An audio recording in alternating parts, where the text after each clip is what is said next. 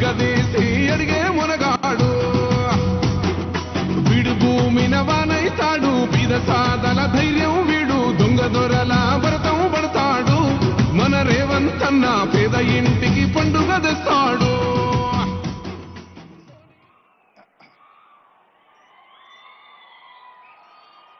ప్రజాపాలన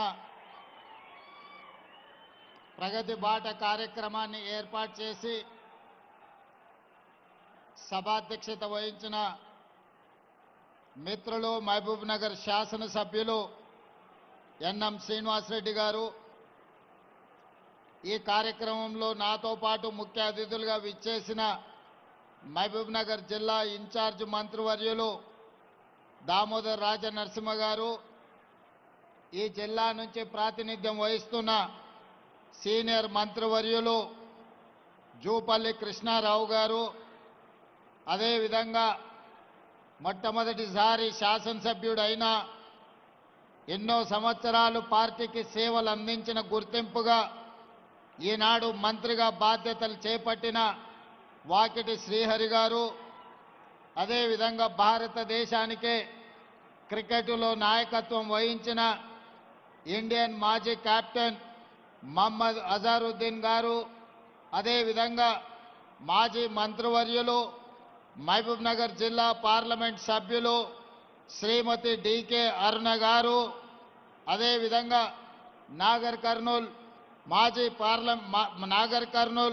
parliament సభ్యులు ప్రభుత్వ మాజీ సలహాదారులు డాక్టర్ మల్లు రవి గారు, అదేవిధంగా ప్రభుత్వ ప్రత్యేక సలహాదారులు పెద్దలు చిన్నారెడ్డి గారు, ప్రభుత్వ మరో సలహాదారులు మాజీ పార్లమెంట్ సభ్యులు జితేందర్ రెడ్డి గారు, అదేవిధంగా ఈ దేవరకద్ర శాసనసభ్యులు మధుసూదన్ రెడ్డి గారు, జడ్చర్ల శాసనసభ్యులు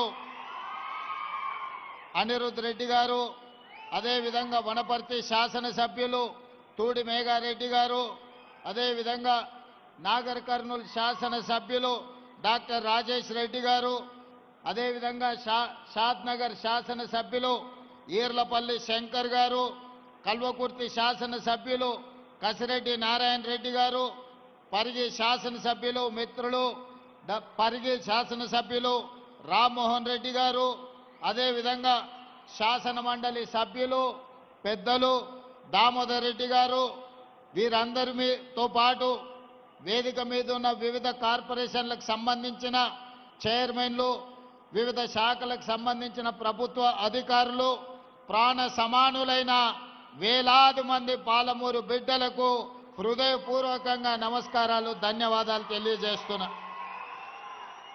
మిత్రులారా, ఈ నూతన సంవత్సరం సంక్రాంతి పండగ పాలమూరు జిల్లాకు వెలుగులు తీసుకురావాలని, ఈ జిల్లా దేశానికి ఆదర్శంగా అభివృద్ధి జరగాలని మనస్ఫూర్తిగా ఆలోచన చేస్తూ ఆకాంక్షిస్తూ ఆ దిశగా ప్రణాళికలు సిద్ధం చేసుకొని ఈనాడు ట్రిపుల్ కావచ్చు లేదా మహబూబ్ నగర్ జిల్లా ముఖ్యంగా పట్టణ కేంద్రంలో వందలాది కోట్ల రూపాయల అభివృద్ధి కార్యక్రమాలను ఈరోజు మనం ప్రారంభించుకోవడం జరిగింది. మిత్రులారా, మీకు అందరికీ తెలుసు, పాలమూరు జిల్లా అంటే కష్టానికి మారు పేరు. ఈ దేశంలో ఎవరు ప్రాజెక్టు కట్టాలన్నా అది ఇక్కడ కట్టే శ్రీశైలమా, నాగార్జున సాగరా, ఎస్ఆర్ఎస్పీ కాదు. ఈ దేశంలో ఏ మూలకు సాగునీటి ప్రాజెక్టులు కట్టాలంటే తట్ట పని, పార పని, మట్టి పని పాలమూరు బిడ్డలే బాగా చేస్తారని ప్రసిద్ధి.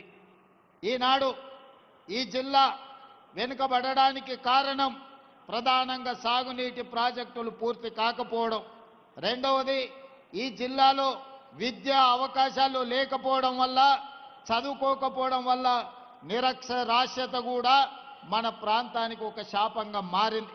నాకు తెలిసి అర్ణమ్మ గారు చెప్పాలి, దేశంలోనే అత్యధిక వెనుకబడిన మండల కేంద్రంగా గట్టుకు ఈ దేశంలోనే గట్టు మండలం అత్యధిక వెనుకబడిన మండలంగా ఈరోజు గద్వాల ప్రాంతం ఉన్నది. అంటే ఈరోజు తెలంగాణ ప్రాంతంలో కష్టపడే తత్వం ఉన్న, నమ్మకంగా విశ్వాసంగా పనిచేసే పాలమూరు జిల్లా వెనుకబడడానికి కారణం ఆనాటి పాలకులు ప్రభుత్వాలు మన జిల్లాకు చేయాల్సిన న్యాయం చేయలేదు, ఇవ్వాల్సిన నిధులు ఇవ్వలేదు.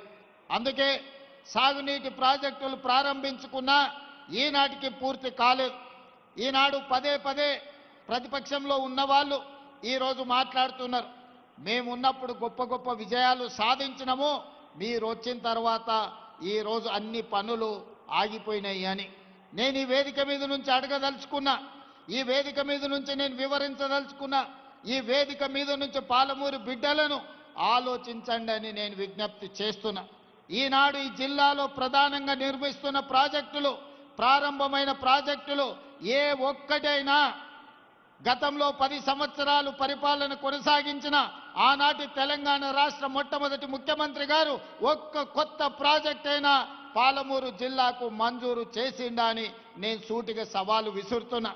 ఈనాడు ఈ జిల్లాలో కడుతున్న ప్రాజెక్టులు, నిర్మాణం అర్ధాంతరంగా ఆగిపోయిన ప్రాజెక్టులు భీమా కావచ్చు, నెట్టంపాడు కావచ్చు, కోయిల్ సాగర్ కావచ్చు, జూరాల కావచ్చు, లేకపోతే పాలమూరు రంగారెడ్డి ఎత్తిపోతలు కావచ్చు, కల్వకుర్తి కావచ్చు, ఈరోజు కట్టిన శ్రీశైలం, పూర్తయిన నాగార్జున సాగర్ కావచ్చు, ఏ ఒక్క ప్రాజెక్ట్ అయినా కల్వకుంట్ల చంద్రశేఖరరావు గారు ముఖ్యమంత్రిగా ఉన్నప్పుడు ఈ జిల్లాకు మంజూరు చేసిండా? మీరు ఒక్కసారి ఆలోచన చేయండి. ఈనాడు నేను సూటిగా ఆనాటి ముఖ్యమంత్రి నేను సవాల్ చేయదలుచుకున్నా, మీరు అనుమతులు ఇచ్చిన ప్రాజెక్టు కానీ మీరు మంజూరు చేసిన ప్రాజెక్టు ఈ జిల్లాలో ఒక్కటైనా ఉందా మీరు చూపించండి. పాలమూరు రంగారెడ్డి ఎత్తిపోతల గురించి పదే పదే మాట్లాడుతున్నావు కదా, మొన్నటి శాసనసభలో పూర్తి వివరాలను బయటపెట్టిన మొట్టమొదటిసారి విఠల్ రావు గారి ప్రాజెక్టు గురించి డాక్టర్ వైఎస్ రాజశేఖర రెడ్డి గారికి విజ్ఞప్తి చేసిండ్రు. ఆ తర్వాత రాజశేఖర రెడ్డి గారి మరణంతో ఆగిపోయిన పాలమూరు రంగారెడ్డి డికే అరుణ గారు మంత్రిగా ఉన్నప్పుడు కిరణ్ కుమార్ రెడ్డి గారికి తీసుకెళ్లి ఎన్ఎం శ్రీనివాసరెడ్డి లాంటి శాసనసభ్యులు సంతకం చేసి ఆనాడు ఉమ్మడి రాష్ట్రంలో పాలమూరు జిల్లాకు పాలమూరు రంగారెడ్డి ఎత్తిపోతల పథకాన్ని 2013లో మంజూరు చేయించడం జరిగింది. మరి తెలంగాణ రాష్ట్రం వచ్చిన తర్వాత పూర్తి చేయాల్సిన ప్రాజెక్టులు 10 సంవత్సరాలు ఎందుకు పూర్తి చేయలేదు అని చెప్పి ఈరోజు నేను వారిని అడగదలుచుకున్నా. ఈరోజు మా గురించి మాట్లాడుతున్నావు కదా, పాలమూరు రంగారెడ్డి ఎత్తిపోతల పథకానికి 25,000 కోట్ల రూపాయలు కాంట్రాక్టర్లకు బిల్లులు ఇచ్చినవు తప్ప ఉద్దండాపూర్ భూసేకరణకు ఈరోజు ఎందుకు రైతులకు నష్టపరిహారం ఇవ్వలేదు అని నేను అడుగుతున్నా. మా అనిరుద్ధ్ వచ్చి అడుగుతున్నాడు, అన్న ఉద్దండాపూర్ రైతు బాధితులకు, ముంపు బాధితులకు నువ్వు పెంచినావు, కొంత నిధులు విడుదల చేసినావు, మిగతావి నువ్వు విడుదల చేస్తే నువ్వు విడుదల చేస్తా అని చెప్తే నేను రైతులకు వెళ్ళి చెప్పుకుంటా అని చెప్పి ఈరోజు ఎమ్మెల్యే గారు అడుగుతున్నారు. ఈనాడు బీమా కావచ్చు, కొన్ని సంగం బండలో ఒక బండ వలగొడితే 12 కోట్ల రూపాయలు ఇస్తే 10,000 ఎకరాలకు నీళ్లు వచ్చేది, 10 గ్రామాలకు నీళ్లు వచ్చేది. 10 కోట్ల రూపాయలు కూడా నువ్వు ఇవ్వకపోతే సంగం బండలో బండ వలగొట్టలే. కానీ నేను ముఖ్యమంత్రి అయిన తర్వాత సంగం బండ వలగొట్టడానికి నిధులు ఇచ్చిన. ఇవాళ భూసేకరణకు సంబంధించి కసిరెడ్డి నారాయణ రెడ్డి వేదిక మీదనే ఉన్నాడు, శాసన మండలి సభ్యుడు ఉన్నప్పుడు ప్రయత్నం చేసిండు, కల్వకుర్తి ఎత్తిపోతల భాగంగా భూసేకరణకు నిధులు మంజూరు చేయండి, చివరి ఆయకొట్టైనా కీర్తిశేషులు జైపాల్ రెడ్డి గారు సొంత మండలం మాడుగుల వరకు నీళ్లు వస్తాయని నిధులు అడిగితే ఆనాడు ఆ నిధుల మంజూరు జరగలే. కానీ నేను ముఖ్యమంత్రి అయిన తర్వాత కసిరెడ్డి నారాయణ రెడ్డి గారు, డాక్టర్ మల్లు రవి గారు వచ్చి కల్వకుర్తి శాసనసభ నియోజకవర్గంలో కృష్ణానది జలాలు పారాలి, మాడుగులకు నీళ్లు రావాలి అని అంటే 70-75 కోట్ల రూపాయలు భూసేకరణకు చెల్లించాలి, రైతులను ఆదుకోండి అని చెప్తే మన ప్రభుత్వం వచ్చిన తర్వాతనే ఇవాళ భూసేకరణ నిధులు విడుదల చేసినాం, ఉద్దండాపూర్కి నిధులను విడుదల చేసినాం. ఈనాడు మనం ఏదైతే చర్చ జరుగుతున్నదో మక్తల్ నారాయణపేట కొడంగల్ ఎత్తిపోతల పథకం ఆషామాషిగా రాలే. ఆనాడు చిట్టెం నర్సిరెడ్డి గారు, రాజశేఖర రెడ్డి గారు ముఖ్యమంత్రి ఉన్నప్పుడు కర్ణాటక సరిహద్దుల్లో ఉన్న మక్తల్ నారాయణపేట కొడంగల్ ఎత్తైన ప్రాంతం, ఈ ప్రాంతానికి నీళ్లు రావాలంటే ఎత్తిపోతల పథకం ద్వారానే వస్తాయి. భీమా ఎక్స్టెన్షన్ ప్రాజెక్టు కింద నిధులు మంజూరు చేయించమని చిట్టం నర్సిరెడ్డి గారు అడిగారు. కానీ వారు మరణించడం, రాజశేఖర రెడ్డి గారు మరణించడంతో ఆ ప్రాజెక్టు ఆగిపోయింది. మళ్ళీ నేను కొడంగల్ శాసనసభ్యుడిగా బాధ్యత తీసుకున్న తర్వాతనే ఆనాటి ఉమ్మడి రాష్ట్రంలో ఆనాటి ప్రభుత్వాన్ని ఎంబడిపడి పదే పదే అడిగి సర్వేలకు నిధులు మంజూరు చేయించి 7.5 టీఎంసీల నికర జలాలతోని నారాయణపేట కొడంగల్ ఎత్తిపోతల పథకాన్ని 1500 కోట్ల రూపాయలతోని 2014 చివరి జీవో ఉమ్మడి రాష్ట్రంలో ఈ రోజు మక్తల్ నారాయణపేట కొడంగల్ ఎత్తిపోతల పథకం తెచ్చుకున్నాం. నేను అడుగుతున్న ఈనాడు గతంలో 10 సంవత్సరాల అధికారంలో ఉన్న మీరు ఎందుకు మాకు అన్యాయం చేసిరు? ఆనాడు మీ మక్తలైనా నారాయణపేటైనా కొడంగలైనా మీ పార్టీ ఎమ్మెల్యేలనే గెలిపించిండు కదా, మహబూబ్ నగర్ పార్లమెంట్లో మీ పార్టీ ఎంపీనే గెలిపించిండు కదా, మరి వివక్ష ఎందుకు చూపించిందని నేను ఈరోజు అడగదలుచుకున్నా. అందుకే మిత్రులారా, శ్రీహరి గారు ఎమ్మెల్యేగా అయిన తర్వాత, డాక్టర్ పర్ణిక ఎమ్మెల్యేగా అయిన తర్వాత, తిరిగి తెలంగాణలో నేను ముఖ్యమంత్రిగా బాధ్యత చేపట్టిన తర్వాత మక్తల్ నారాయణపేట కొడంగల్ ఎత్తిపోతల పథకాన్ని నిధులు ఇవ్వడమే కాకుండా మంజూరు చేసి నిన్నగాక మొన్న 96% భూమి పోయే రైతులను ఒప్పించి మెప్పించి మా మిత్రుడు మంత్రి శ్రీహరి గారు శివకుమార్ రెడ్డి ఇద్దరు అక్కడ రైతులతో మమేకమయ్యి నష్టపరిహారం 100% 100 రోజుల్లో ఇప్పించి ఈనాడు ప్రజల యొక్క అభిప్రాయ సేకరణ కూడా 100% అనుకూలంగా ఇవాళ ప్రజల్ని ఆమోదింపజేసింది. మేము ఉండబట్టి ఈ జిల్లా వాడిని కాబట్టి ఈనాడు ఈ ప్రాంతంలో ఉండే సమస్యల్ని ఈ రైతుల కష్టాలను అర్థం చేసుకొని అది కల్వకుర్తి పథకమైన జూరాల దగ్గర బ్రిడ్జ్ కావాలి, జూరాల కట్ట తెగిపోయేటట్టుంది, ఆ ప్రాంతంలో ఎక్కువగా ప్రయాణం చేస్తున్నారు, దానికి కొత్త బ్రిడ్జ్ కావాలి అని కృష్ణమోహన్ రెడ్డి గారు శ్రీహరి అడిగితే 123 కోట్ల రూపాయలతోని జూరాల బ్రిడ్జ్ను కాపాడడానికి ఇవాళ ఒక కొత్త బ్రిడ్జ్ను మనం మంజూరు చేసుకోవడం జరిగింది. మిత్రులారా, ఇవాళ ఆలోచన చేయండి. ఈ జిల్లాలో ఉన్న పాత్రికేయ మిత్రులకు నేను విజ్ఞప్తి చేస్తున్నా, మీరందరూ కూడా ఈ జిల్లాలోనే పుట్టి ఈ జిల్లాలోనే పెరిగిన పాలమూరు బిడ్డలే. ఈ ప్రాంతంలో ఉన్న ఏ ఒక్క ప్రాజెక్ట్ అయినా 10 సంవత్సరాలలో ఆనాటి ప్రభుత్వం ఎందుకు పూర్తి చేయలే? ఇవాళ పొంకనాలు కొడుతున్న మంత్రులు ఆనాడు మంత్రులుగా పనిచేసిరు. ఏ ఒక్క రోజైనా కేసీఆర్ దగ్గరికి వెళ్ళి ఈ ప్రాజెక్టులు పూర్తి చేయి, మా పాలమూరుకు నిధులు ఇవ్వండి అని ఏ ఒక్క రోజైనా అడిగినరా? అడిగే ధైర్యం మీకు ఉన్నదా? కనీసం అనుమతి లేకుండా ముఖ్యమంత్రి గారి దగ్గరికి వెళ్తే ఫామ్ హౌజుల కన్నా మిమ్మల్ని రానిచ్చిండా? ఇవాళ మీరొచ్చి పనులు చేస్తున్న మమ్మల్ని తప్పులు పట్టే ప్రయత్నం చేయడం అంటే మీ చేతగాని తనాన్ని కప్పిపుచ్చుకోవడానికి, ఆ చెత్త ప్రచారాన్ని మా మీద చెయ్యడానికి మీరు ప్రయత్నం చేస్తున్నారు. అందుకే మిత్రులారా, ఈనాడు జిల్లా ప్రజలకు నేను విజ్ఞప్తి చేయదలుచుకున్నా. ఇవాళ మనకు మొట్టమొదటి ముఖ్యమంత్రిగా హైదరాబాద్ రాష్ట్రానికి బూరుగుల రామకృష్ణారావు గారు బాధ్యత వహిస్తే 75 సంవత్సరాల తర్వాత అదే తట్ట పని, బట్టి పని, పార పని చేసే పాలమూరు బిడ్డకి ఈరోజు రెండవసారి తెలంగాణ రాష్ట్రానికి ముఖ్యమంత్రి అయ్యి ఈ జిల్లా సమస్యల్ని తీర్చే అవకాశం వచ్చింది. వాళ్ళ కడుపు మంట అంతా గదే. మా చేతి కింద, మా చెప్పు కింద ఉండాల్సిన వాళ్ళు, మా మోచేతి నీళ్లు తాగి బతకాల్సిన వాళ్ళు ఈరోజు రాష్ట్రాన్ని నడిపిస్తారా, పాలమూరుకు నిధులను మంజూరు చేస్తారా అని చెప్పి ఇవాళ కుట్రతోని మళ్ళీ మీ దగ్గరకు వచ్చి నాటకాలు మొదలు పెట్టిండ్రు.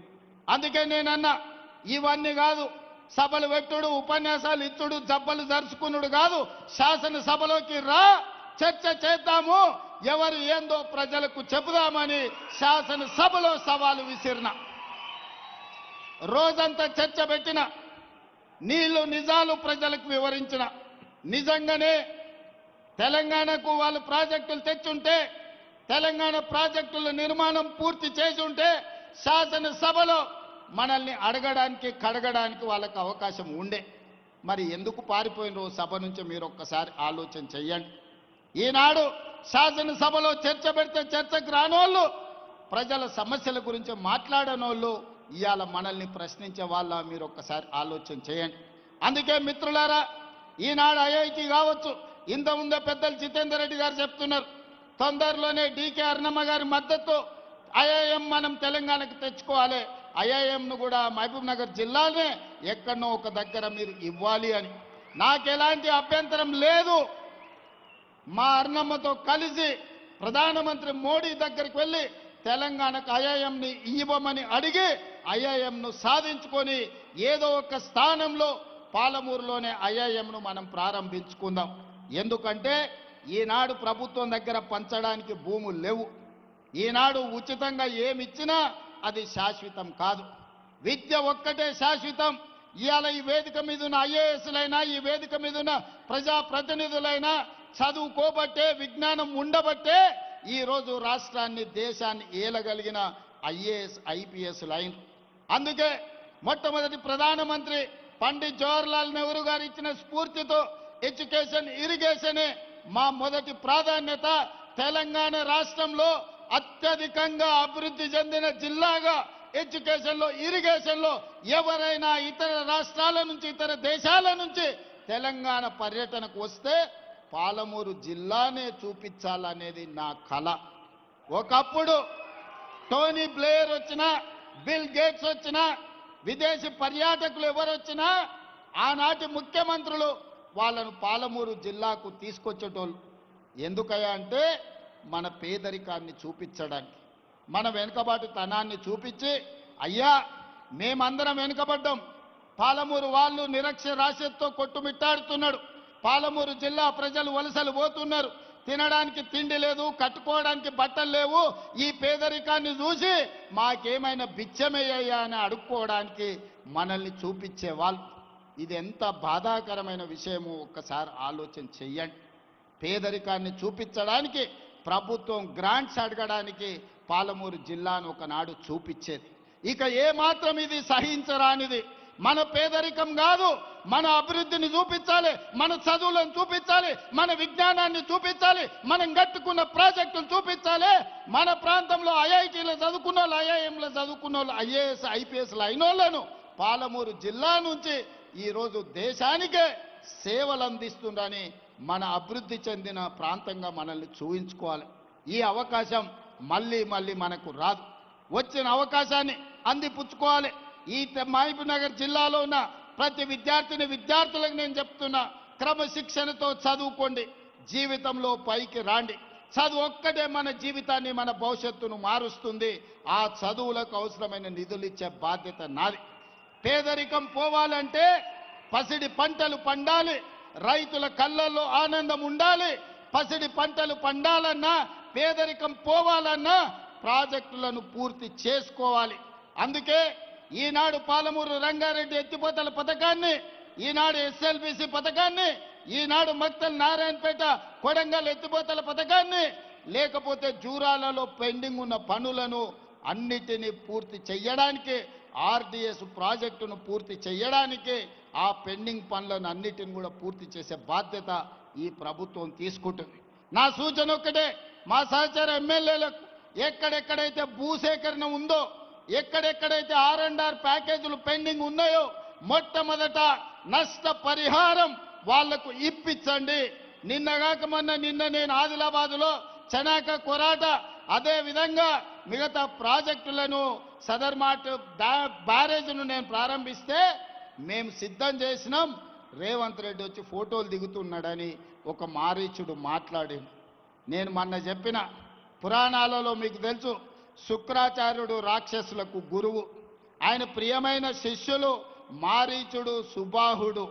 ఎక్కడ దేవతలు యజ్ఞాలు చేసినా, ఎక్కడ దేవతలు యాగాలు చేసినా, ఎక్కడ లోక కళ్యాణం కోసం వాళ్ళు యజ్ఞం చేసినప్పుడు వాటిని భగ్నం చేయడానికి శుక్రాచార్యుడు మారీచుణ్ణి, సుబాహుల్ని పంపించేటోడు.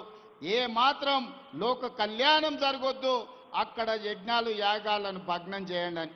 ఇవాళ కూడా ఒక శుక్రాచార్యుడు ప్రతిపక్ష నాయకుడు ఉన్నాడు, శాసనసభకు రమ్మంటే రాడు, శుక్రాచార్యుడు ఫామ్ హౌస్లు ఉంటాడు, మారీచుణ్ణి, సుబాహుల్ని బామ్మార్దుల ముసుగుల్లో అసెంబ్లీకి పంపించి ప్రాజెక్టులను అడ్డుకోమని ఈరోజు కుట్రలు కుతంత్రాలు చేస్తున్నాడు. కానీ మారీచుడు మాయలేడి రూపంలో వస్తే రాముడు బాణానికి ఏమైందో మీకు తెలుసు కదా.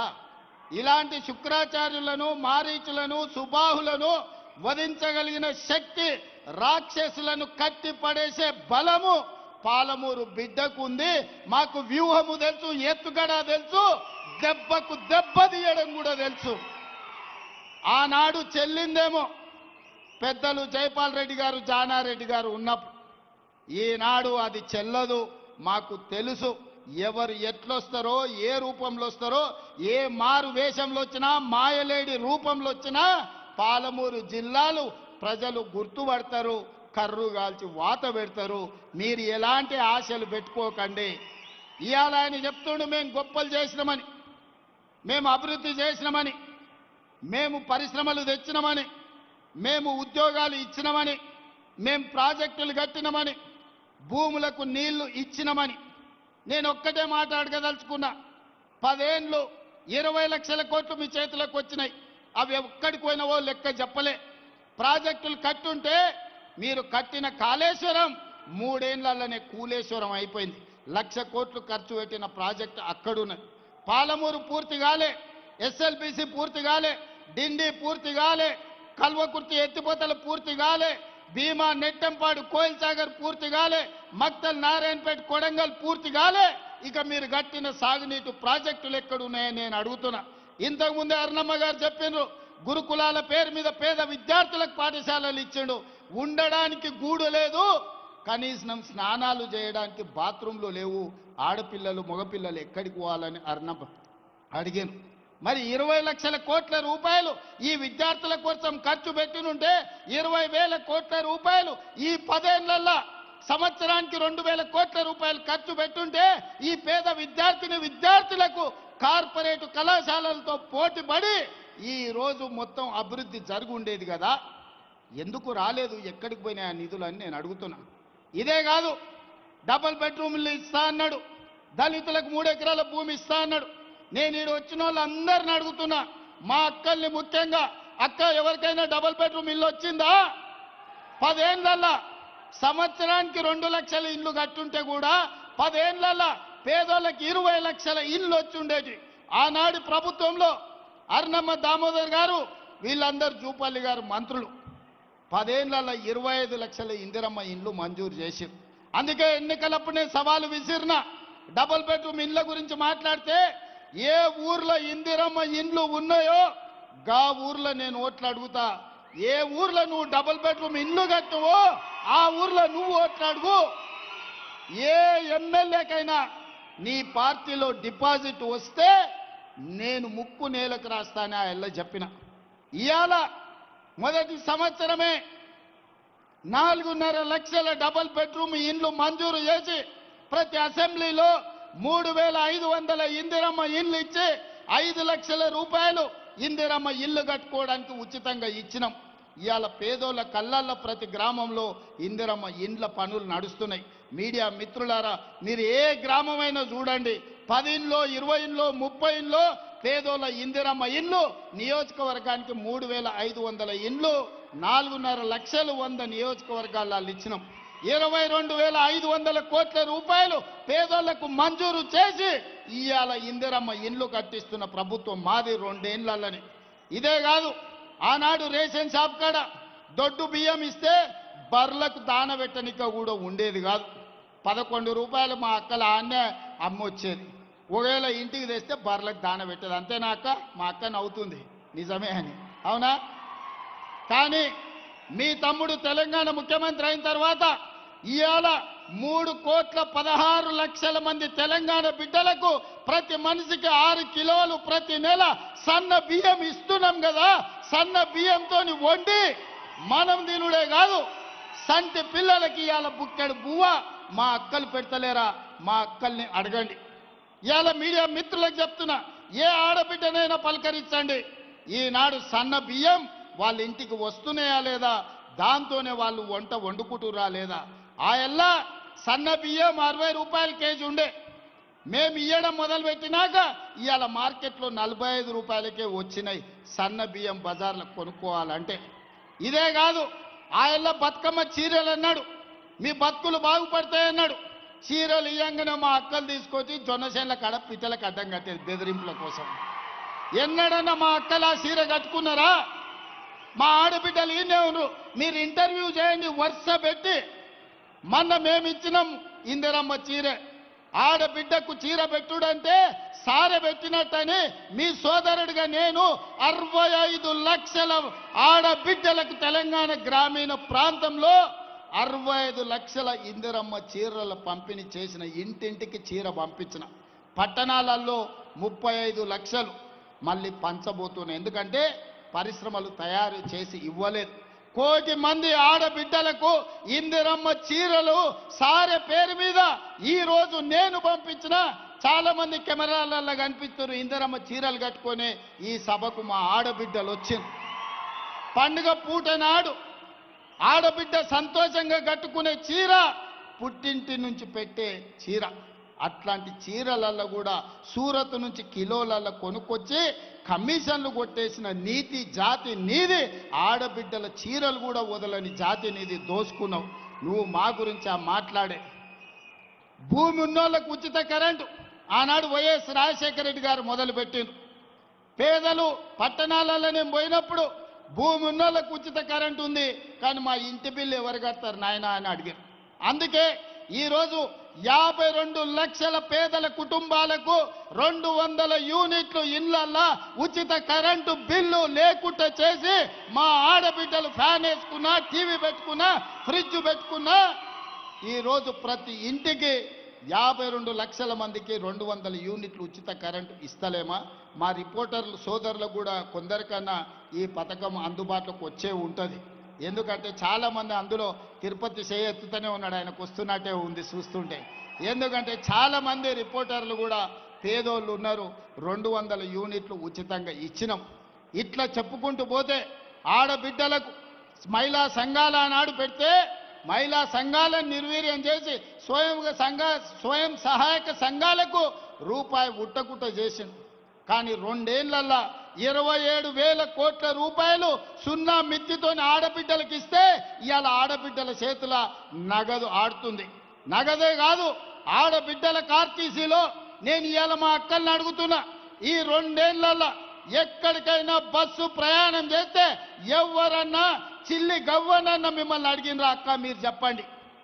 2 ఏళ్ల నుంచి అద్భుతంగా ఆడబిడ్డలకు ఆర్టీసీ బస్సులో ఉచిత ప్రయాణం ఇచ్చి మీరు ఆత్మ గౌరవంతో అమ్మగారి ఇంటికి పోయేటట్టు అమ్మోరిని దర్శించుకోవాలన్నా, జోగులాంబ తల్లిని దర్శించుకోవాలన్నా, మన్నెంకొండ వెంకటేశ్వర్ల స్వామిని దర్శించుకోవాలన్నా ఇవాళ మీకు ఉచిత బస్సు ప్రయాణం ఇయ్యలేదా? ఎవరన్నా ₹1 అడిగినరా? ఎవడన్నా అడిగితే నా ఫోటో జేబులో పెట్టుకొని తీసి చూపిరిగో ఈయన దగ్గర పోయి తెచ్చుకోపోండి కిరాయి పైసలు. ఎవరన్నా ఆడబిడ్డల్ని బస్సు కిరాయి పైసలు అడుగుతా వాళ్ళు ఉద్యోగం ఆన్నే ఊడగొడతా. ఇవాళ ఆర్టీసీ బస్సులో ఉచిత ప్రయాణమే కాదు, ఆడబిడ్డలకు 1000 బస్సులు కొనిచ్చి ఆర్టీసీకే కిరాయికి పెట్టి ఇవాళ 1000 బస్సుల యజమానులను ఆడబిడ్డల్ని చేసినాం. నారాయణపేటలో పెట్రోల్ బంకు నడుపుతామంటే మహిళా సంఘాలకు ఈరోజు ల్యాండ్ ఇచ్చి పెట్రోల్ బంకులు నడుపుకునేది ప్రతి జిల్లాల ఆడబిడ్డలకి ఇవాళ పెట్రోల్ బంకులు నడపడానికి ఈరోజు మనం అవకాశం ఇచ్చినాం. ఒక్కొక్కటిగా విద్యార్థులు కావచ్చు, రైతులు కావచ్చు, మహిళలు కావచ్చు, నిరుద్యోగ యువకులు కావచ్చు, ఇలా ఒకటొకటిగా ఈ సమస్యల్ని పరిష్కరించుకుంటూ వస్తున్నాం. 2 ఏళ్ళు కూడా కాలేదు, శుక్రాచార్యుడు సుబావులు మారీచుడు ఇవాళ బయలుదేరు నువ్వు దిగిపో అని. ఏం మీ అయ్యా జాగిరా లేకపోతే మీ తాతలు ఇచ్చిన ఆస్తా? 4 కోట్ల తెలంగాణ ప్రజలు కష్టపడితే నమ్మకంతో విశ్వాసంతో ఆశీర్వదించి అక్కడ కూర్చోబెట్టిండ్రు. నీ తాతలు ఇచ్చిన ఆస్తి కాదు నువ్వు అడిగితే చెప్తే దిగిపోవడానికి. మాకు తెలుసు ఎట్లా ఉండాలనో, 10 ఏళ్ళు పరిపాలన ఎట్లా చెయ్యాలనో, ప్రజా సమస్యలను ఎట్లా పరిష్కరించాలనో మాకు తెలుసు. మా జిల్లా అంటే నీకు చిన్న చూపు ఉండొచ్చు, ఎందుకంటే ఎక్కడి నుంచో వలస వస్తే కడుపులో పెట్టుకొని చూసుకొని భుజాల మీద మోసి పార్లమెంటుకు నిన్ను పంపిస్తే, పాలమూరులో ఊరు లేకపోయినా పార్లమెంటులో నోరెత్తకపోయినా మేము నిన్ను చిన్న మాట పల్లెత్తు మాట అనలేదు. కాబట్టి పాలమూరు వాళ్ళంటే నీకు చిన్న చూపు ఉండొచ్చు, కానీ అది మా మంచితనం, మా చేతగాని తనం కాదు. మాకు తెలుసు ఒకవేళ మా చేతగాని తనం అని ఎవడైనా మమ్మల్ని చిన్న చూపు చూస్తే మా పాలమూరు పౌరుషం ఏందో, కర్రు గాల్చి ఎక్కడ వాత పెట్టాలనో మాకందరికీ తెలుసు. అందుకే ఇవాళ ఒక్క మాట సూటిగా ఈ వేదిక మీద నుంచి చెప్పదలుచుకున్నా. నువ్వు పడావ పెట్టిన ప్రాజెక్టులు, నువ్వు బడికి నిధులు ఇవ్వకపోవడాన్ని ఇవాళ సమస్యల్ని పరిష్కరించి ముందుకు వెళ్తున్నాం. నచ్చితే వచ్చి ఆశీర్వదించు, నచ్చకపోతే నీ ఫామ్ హౌస్లో నువ్వు విశ్రాంతి తీసుకో. అంతే తప్ప మారు వేషాలలో మారీచులను పంపితే ఇక్కడ చూస్తూ ఊరుకునేవాడు ఎవడు లేడు. అందుకే మిత్రులారా, ప్రతి 2-3 నెలలకు వస్తూనే ఉంటా. మా ఎమ్మెల్యేలందరికీ, మా ఎంపీలందరికీ కూడా ఇంతకుముందే పెద్దల అరుణమ్మ గారు చెప్పినారు, ఎన్నికలప్పుడు నా ఓటమికి మా అందరూ ప్రయత్నం చేసిండ్రని. నేనేం దాపరికం లేదు, నేను నిలబడితే కూడా అన్ని మీటింగులు చేయను. అంతకంటే ఎక్కువ మీటింగులు మహబూబ్నగర్ ఎంపీ కోసం, వంశీచంద్రెడ్డిని గెలిపించడం కోసం తిరిగిన. ఒకవేళ నేనే నిలబడితే 4 మీటింగులు చేస్తోని, కానీ వంశీచంద్రెడ్డిని గెలిపించాలి, మా అరుణమ్మను ఓడగొట్టాలని 14 మీటింగులు పెట్టిన మహబూబ్నగర్ పార్లమెంట్లో. కానీ ప్రజలు వారిని ఆశీర్వదించారు, గెలిపించారు. ఎన్నికలు అయిపోయినాయి. ఎన్నికల తర్వాత రాజకీయాలు లేవు, కుట్రలు కుతంత్రాలు లేవు. ఈ దేశానికి ప్రధానమంత్రి నరేంద్ర మోడీ, మహబూబ్నగర్కు పార్లమెంట్ సభ్యులు డీకే అరుణమ్మ, తెలంగాణ రాష్ట్ర ప్రభుత్వంలో మేమున్నాం, కేంద్ర ప్రభుత్వంలో వాళ్ళు ఉన్నారు. ఇచ్చి పుచ్చుకునే ధోరణితో సమస్యల పరిష్కారం కోసం, సమస్యల్ని పరిష్కరించి పాలమూరు అభివృద్ధి కోసం కలిసిమెలిసి ముందుకు వెళ్తాం తప్ప ఈనాడు మేము చిల్లర రాజకీయాల కోసం, లేకపోతే ఈ ప్రాంత అభివృద్ధిని అడ్డుకునే సమస్యనే లేదు. అందుకే మిత్రులారా, ఇది గిట్టని వాళ్ళు కొంతమంది ఉంటారు, అంటుంటారు రేవంత్ రెడ్డి వైపు పదే మోడీని కలుస్తారని. కలవకపోతే ఏం చేస్తామే? అనుమతులు రావాలి, నిధులు తేవాలి అంటే ఇచ్చే వాళ్ళని కలవాలనా లేదా?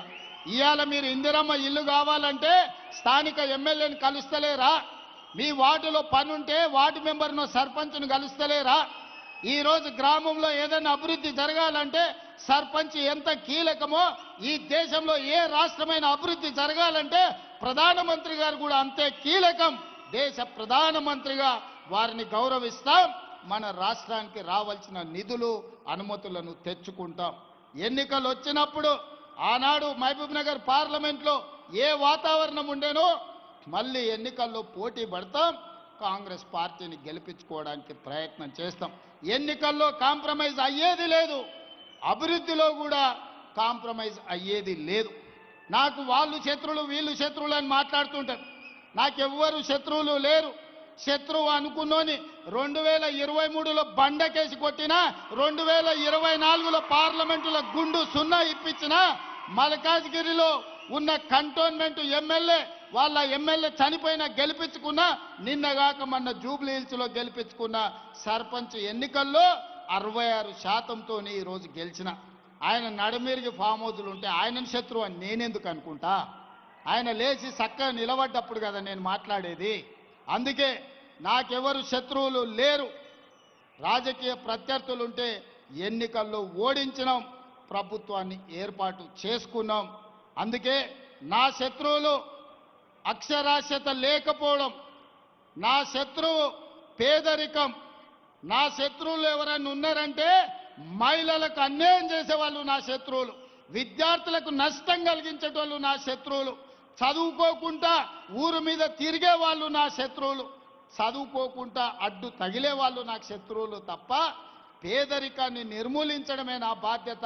నా శత్రువైన పేదరికాన్ని తెలంగాణ సరిహద్దులు దాటే వరకు తరమాలన్నదే నా లక్ష్యం. మీరందరూ తోడు ఉండాలి, మీరు అండగా నిలబడాలి, మనకొచ్చిన అవకాశాన్ని అందిపుచ్చుకోవాలి. రాజకీయాలకు అతీతంగా ఈరోజు పాలమూరు జిల్లాను అభివృద్ధి చేసుకోవాలి. అభివృద్ధిలో మీరందరూ సహకరించాల్సిందిగా, మనందరం కలిసికట్టుగా పని చేయాల్సిందిగా మీ అందరిని కోరుకుంటున్నా. మీరందరు సిద్ధమేనా? మీరందరు సిద్ధమేనా? మీరందరు సిద్ధమేనా? మరి సిద్ధమైతే రాబోయే మున్సిపల్ ఎన్నికల్లో మంచోళ్ళని గెలిపించండి, మనోళ్ళని గెలిపించండి, మంత్రులతో కలిసి పనిచేసేటోళ్లను మున్సిపల్ ఎన్నికల్లో గెలిపించండి. మున్సిపల్ ఎన్నికల తర్వాత మళ్ళీ వస్తా, మిమ్మల్ని కలుస్తా, మళ్ళీ 100 కోట్ల నిధులు తెచ్చి పాలమూరు జిల్లాను అభివృద్ధి చేసే బాధ్యత నాది. మనందరిదని తెలియజేస్తూ మీ అందరి దగ్గర సెలవు తీసుకుంటున్నా. ధన్యవాదాలు మిత్రులారా. గౌరవనీయులైన ముఖ్యమంత్రి గారు మహా గర్జనగా మహబూబ్ నగర్ మహాసభలో విద్యార్జనే వారి మహా గర్జనగా వినిపించారు.